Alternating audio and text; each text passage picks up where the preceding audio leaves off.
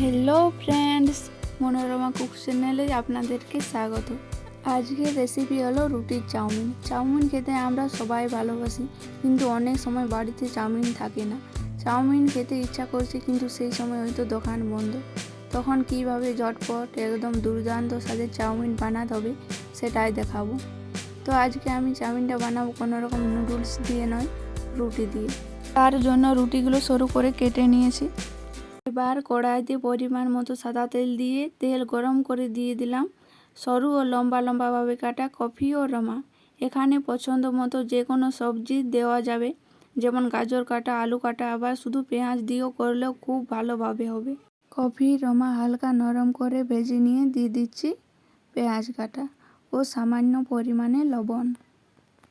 Minute দুয়েক সময় নিয়ে ভালোভাবে ভেজে নিতে হবে।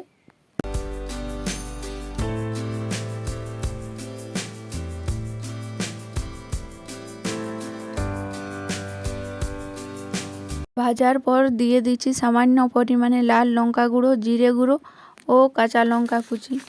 লঙ্কা কিন্তু ঝাল বুঝে দিতে হবে, কারণ ছোট বাচ্চারা চাউমিন খেতে বেশি পছন্দ করে। এরপর হালকা নাড়াচাড়া করে দিয়ে দিচ্ছি কেটে রাখা রুটি। এবার সব কিছুকে ভালোভাবে মিশিয়ে নিতে হবে।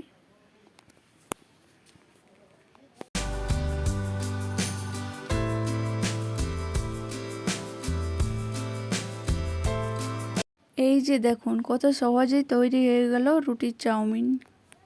হাতের কাছে যখন নুডলস থাকবে না অথবা বাচ্চারা বায়না করবে, তখন বাচ্চা থেকে বড় সবাই মন ভালো করতে এরকম রেসিপি কিন্তু ঝটপট বানিয়ে নিতে পারো। আশা করছি ভিডিওটি ভালো লেগেছে। চ্যানেলটিকে সাবস্ক্রাইব করতে ভুলবেন না।